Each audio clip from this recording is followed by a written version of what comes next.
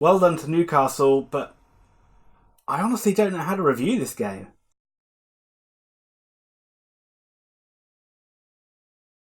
Hello everybody and welcome back to Very Biased Opinions. It's time for another review of another Oxford game. Today it was the FA Cup 4th round replay against Newcastle. So these two teams drew 0-0 a little over a week ago. Let's jump straight into the team news. Oxford made two changes from the side that beat Blackpool at the weekend. Mackie came back in up front. Yay! That was in place of James Henry, who's suffering still with a little bit of an injury. That meant Marcus Brown pushed out wide. And John Massinio dropped out of the side for Elliot Moore. Elliot Moore did play in the first game and deserved to play in this one as well. After a pretty piss-poor 0-0 draw against Norwich, Steve Bruce honoured his commitment of still saying he's going to name a very strong side in the cup competitions for Newcastle this season, and did name a pretty good side. Both the Longstaff brothers in there is notable inclusions from the last game. And yeah, so, you know, he's not done anything like a Klopp where he's just like down tools. He's like shown respect for the FA Cup and named a really good side. This is a game I was really looking forward to. I really thought Oxford had a really good chance of causing an upset in this one if they played in the same way as they did in the first match. So this game has finally ended. It seemed to last about 6 or 7 hours. I'm sure it was longer than what we saw on the television. But unfortunately, Oxford did lose in the end. It ended up Oxford United 2, Newcastle United 3 after extra time. And as I said at the very start of this video, I had a real hard time reviewing this game. My emotions changed so much just based on the last 5 minutes of normal time as opposed to the whole rest of the match. First of all, I'm going to say, I think the right side won. I think Newcastle, on the whole of the game, deserved to win it. And you're welcome to come at me, Oxford fans, and say different things. I know I'm invoking a lot of down votes, but I generally thought Newcastle were the better side, apart from the last sort of 5 or 10 minutes of the match, of the normal time, and the first half of extra time. So there was something that was just off about Oxford's game today. They didn't seem to have the intensity, and I'm going to give Newcastle a lot of credit again for this. I think they played with a lot more energy than Oxford did. I think they were certainly up for the game. They talked a lot about the change of formation. They absolutely seemed to have a lot of joy down the flanks. They seemed to really have a lot of space whenever they broke on Oxford.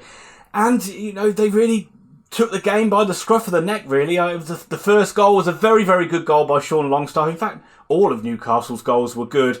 But it came from Oxford pissing around with the ball, just not clearing it. They had a chance to clear it. They tried to be a little too cute. Newcastle won the ball back. I think Joel Linton played it into Longstaff. And he just sort of, Oxford gave him too much time on the edge of the box, but it still was a fine finish. But there was no response from Oxford from that. It was just very, very tepid play, allowing Newcastle to have the ball. We didn't seem to be in their face like we usually were.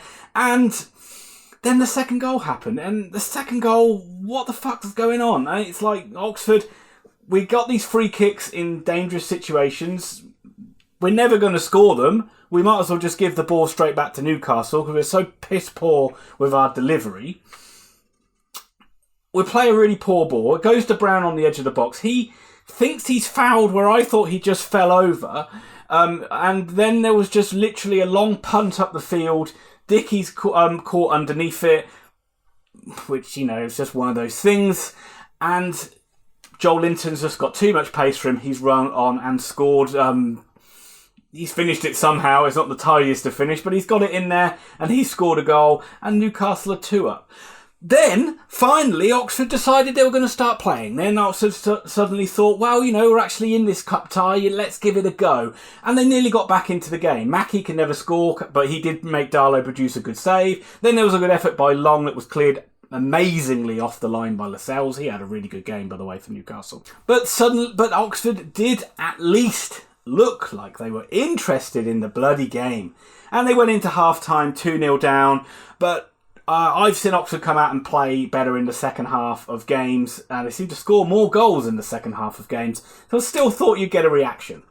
But then the second half happened, and what did happen? What did we do? What were Oxford thinking in this second half? We just did nothing. They did nothing to inspire the crowd. I mean, amazing full house at the Kassam. You know the atmosphere can be really good there when Oxford turn it on, but there was just seemed to be off the pace. It was just like they weren't sort of, even the pressing seemed to be poor. Like they didn't seem to like be a willingness to win the ball back. Creativity wise, it was really, really bad. And it just felt like Oxford were limping towards a real dull exit. And again, this is credit to Newcastle. They're a Premier League side. They kept Oxford at arm's length. They could have got a third goal on the break. It didn't create too many chances, but it looked like they were just easing their way into the 5th round. And then somehow, out of nothing, Oxford got a goal. Liam Kelly, Feyenoord's finest. Liam Kelly scored a really good free kick, to be fair to him.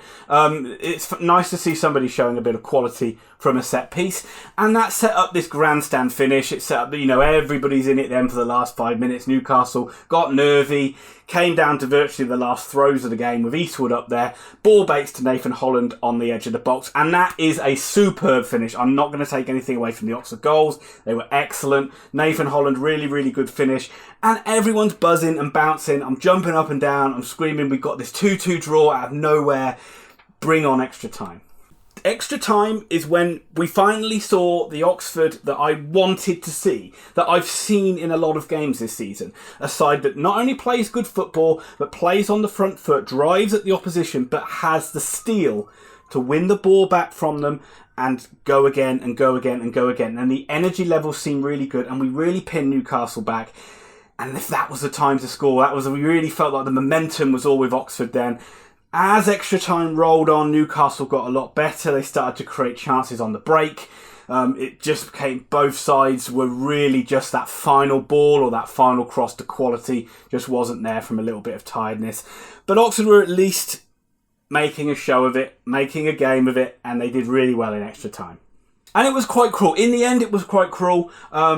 The ball came, Newcastle broke. However, I am going to blame Mark Sykes for this. Mark Sykes did generally play quite well. Not as good as they seem to make out on telly.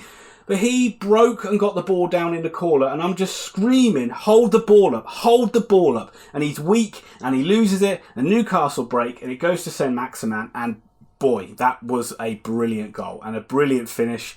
Worthy of winning any game. As I said, I felt Newcastle deserved it, and that certainly was a goal that deserved to win a tie like this. Oxford have a late rally, didn't really create any shooting chances, and so the game ended. Newcastle 3, Oxford United 2. We go out of the FA Cup eventually showing what we're capable of in the game, but I am left with some disappointment about this one because I think it just took us so long to get into it.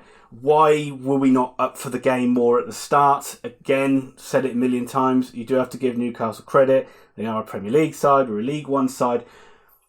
But I do expect more from Oxford of what I've seen this season.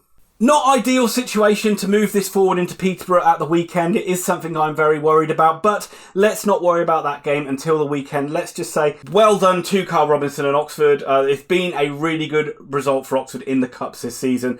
Shame they didn't spend that money on some players, but they still, in the end, as I said, did put in a good account themselves, put a good shift in, and, to lose 3-2 in extra time to a Premier League side isn't anything to sniff at.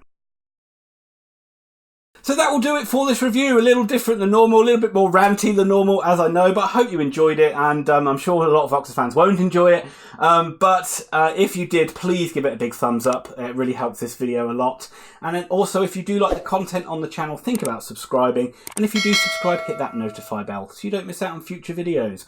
I will be back very soon for another review. And remember, if you're looking for detailed football analysis, you're probably in the wrong place.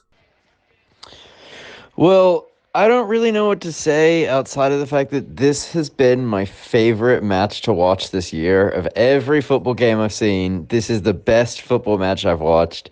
That was, it sucks, it's a really good goal to win it. I don't know if Ian's going to include this in his video, but oh my god, Oxford were fucking awesome. And I don't know, Newcastle didn't seem to want to score goals until the very end, but oh god.